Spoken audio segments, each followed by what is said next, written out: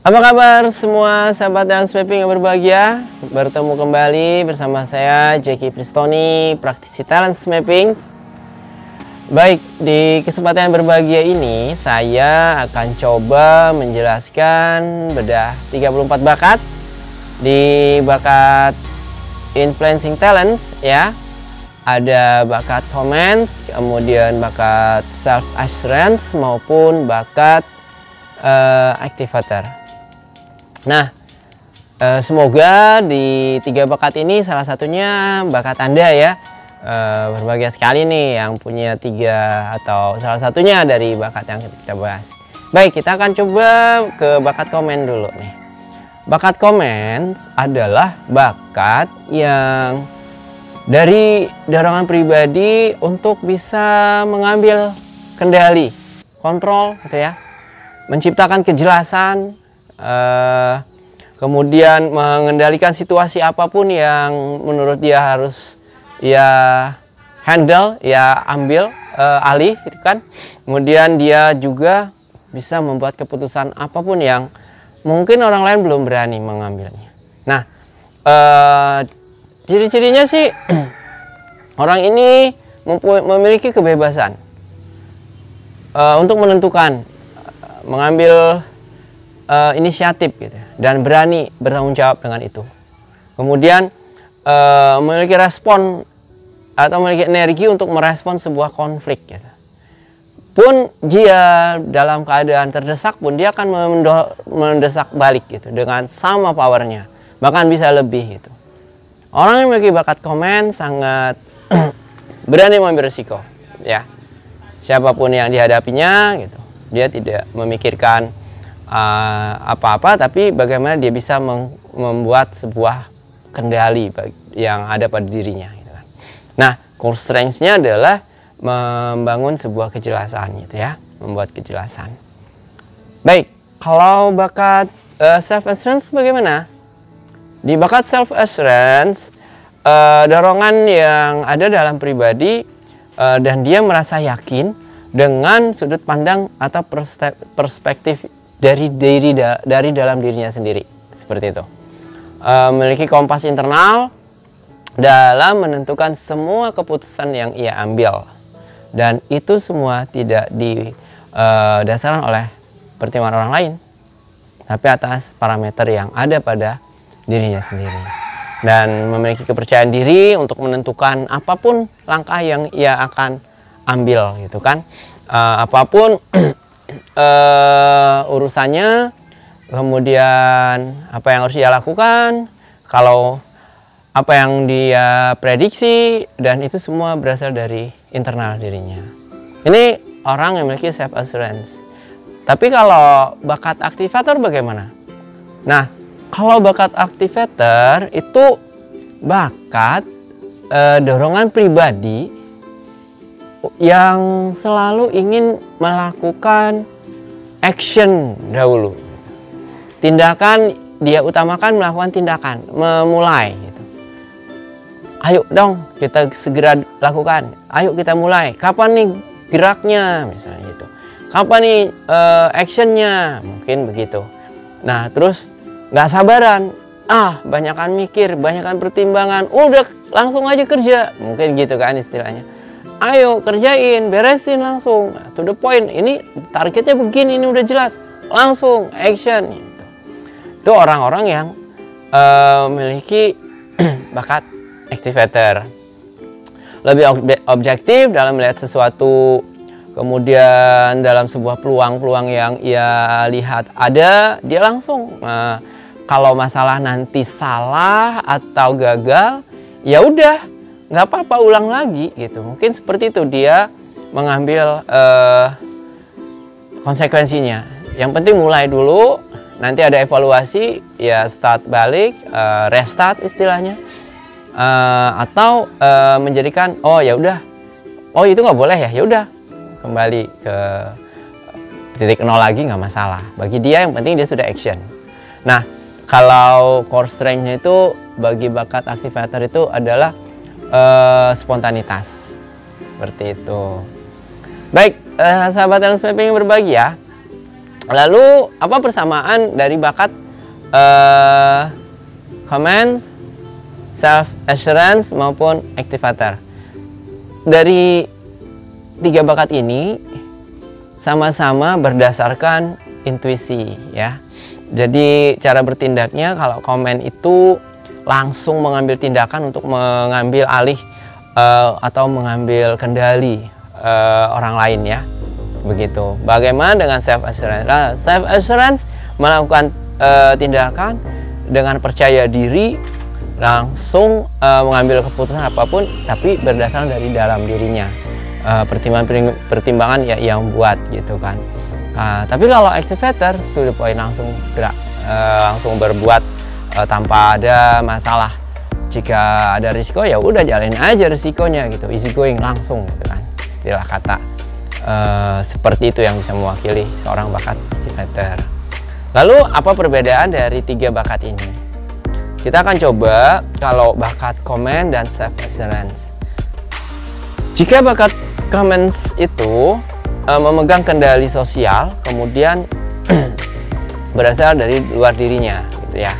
Dan ini ada konflik, dia bisa masuk, tapi alasannya harus ada konflik dulu, dan konflik itu kan tidak dari dalam dirinya tapi dari luar. Dia langsung nimbrung gitu, istilah kata, dia ikut campur ke dalam, intercept ya, dia menentukan, kemudian dia mengambil alih semua kendali, kemudian dia memberikan komentar perintah-perintah sekian langsung.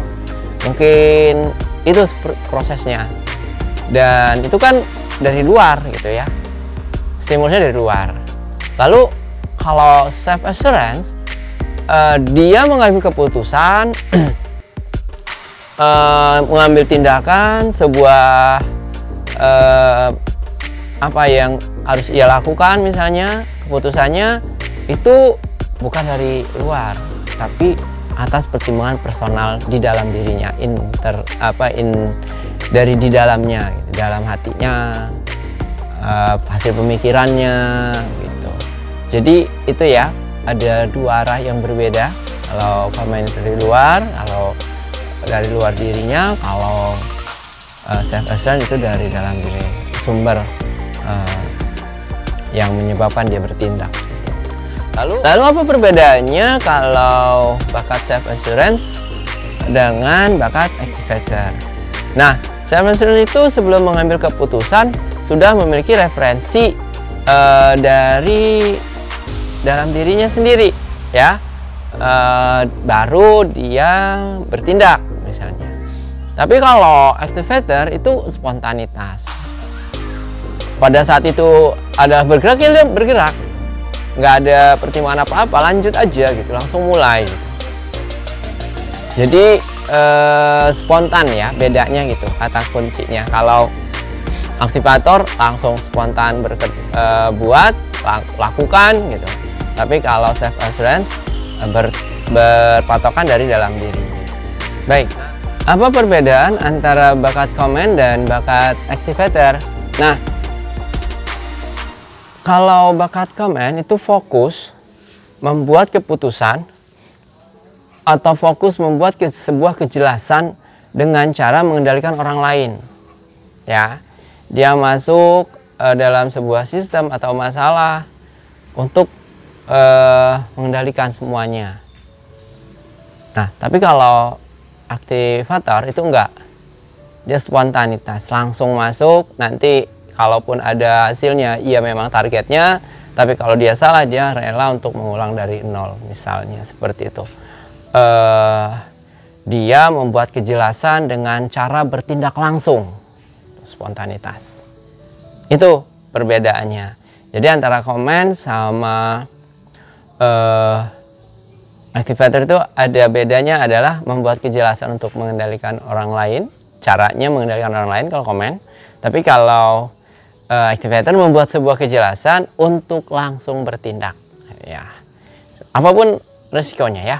Nah, dari dua bakat ini sama-sama bertindak, cuman ada yang mencirikannya. Teman-teman pasti sudah bisa mengecek apakah Anda termasuk yang Mana bakatnya? Bakat komen kah? Atau aktivator kah? Yang nggak sabaran pengen langsung bertindak melakukan apapun hal. Ya kalau dia udah oke, langsung yuk kita segera to the point, kerjain misalnya. Tapi kalau self assessment ya dia berdasarkan pribadi-pribadi saja. Ya pertimbangan yang ada di dalam dirinya. Nah, kalau misalnya mensiasati jika Anda memiliki bakat. Baik, sahabat Transmapping berbagi ya. Bagaimana jika Anda memiliki 3 bakat ini lemah? Bakat ya komennya lemah misalnya. Jelas fokus kepada bidang-bidang yang ahli saja deh gitu kan. Jadi kita nggak terlalu harus masuk, harus mengontrol orang lain, mengendalikan kejelasan dengan mengendalikan orang lain misalnya ya. Kita nggak bisa mengambil ke hal-hal yang seperti itu. Kuasai bidang kita, kemudian jadikan kita profesional di dalamnya, kemudian fokus dengan keahlian kita, kemudian baru kita bisa menjelaskan apa maksud dari yang kita targetkan kepada klien kita, orang lain atau tim kita, sehingga orang bisa mudah membacanya atau memahaminya apa yang dimaksud atau yang ingin dicapai oleh kita. Itu kalau bakat komennya lemah. Lalu bagaimana jika self assurance-nya lemah? Baik, semestinya bagi yang memiliki self assurance lemah, mencari sumber referensi untuk meyakinkan diri, mungkin dalam sesuatu atau keputusan yang ingin diambil. Jadi kita harus banyak-banyak mencari referensi dulu, menguatkan gitu ya. Apakah kita lanjut atau tidak keputusannya, mengambil tindakan atau tidak gitu. Jadi ada waktu dan butuh referensi. Ataupun tidak ada salahnya berkomunikasi dengan orang lain, mencari pendapat-pendapat dari orang yang kita percaya misalnya.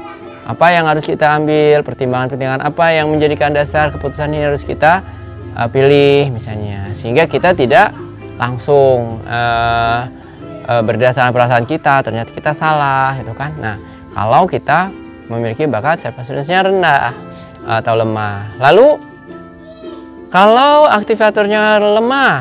Nah, kalau bakat aktivatornya lemah, pastikan kita harus berlatih kapan harus memulai, kapan harus berhenti gitu ya. Dalam sebuah planning kita harus jelas targetannya, waktu yang diberikan, kemudian apa yang harus kita siapkan. Kita sudah tahu time-nya kapan memulai. Nah, kita nggak akan terganggu kan, harus segera buru-buru atau enggak. Kita udah tahu jadwalnya gitu kan. Kemudian cari model kerja yang efektif gitu. Mencari partner yang memudahkan kita untuk bertindak gitu kan. Atau memotivasi kita untuk memulai action gitu. Jadi partner kita mungkin kita berpartner dengan orang yang memiliki aktivatornya kuat. Itu juga akan sangat membantu, karena kalau enggak kita nggak akan mulai-mulai. Kapan lagi startnya kegiatan yang harus kita siapkan? Sudah lama kita siapkan tapi nggak jadi karena nggak dimulai. Itu jadi masalah juga jika aktivatornya lemah.